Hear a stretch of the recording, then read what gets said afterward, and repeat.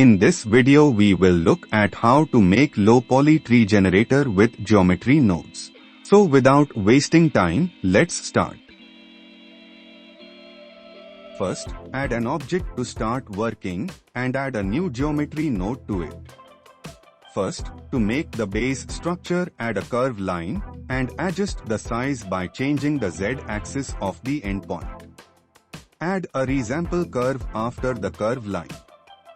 Then add a set position node after it to randomize the position of the curve. Add a noise texture, math node, and a combined x, y, z. Connect the factor of noise texture to the math node. Make math node to multiplication. Connect the value of the math node to only x, y coordinates of combining x, y, z. Connect the value of the combined node to offset position. Adjust the value of the math node. Now we will see how to make its trunk. Add a spline parameter and color ramp node. Connect the factor of the spline parameter to the color ramp. Connect the color value of the color ramp to the set curve radius. To make its trunk, add a curve to the mesh node. Add a curve circle to profile caps. Flip the color to invert the size of the trunk.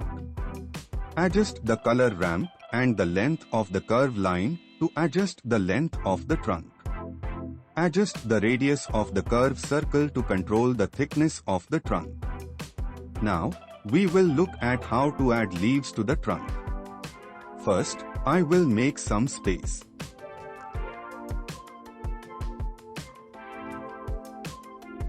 We will use a set position to spawn the leaves.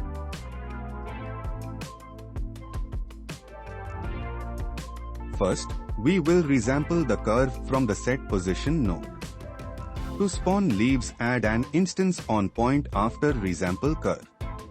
We will use cone mesh as leaves. Make sure your cone is set to n-go. Adjust its vertices, radius, and depth to give it a more low poly look.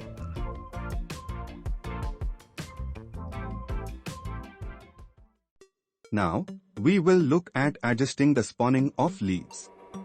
Add an endpoint selection to the selection of instances on point. Set the start size to 0 and adjust the end size to adjust the spawning of leaves. Changes the scale to 2. Now, we will look at spawning random leaves. First, add a realize instance node.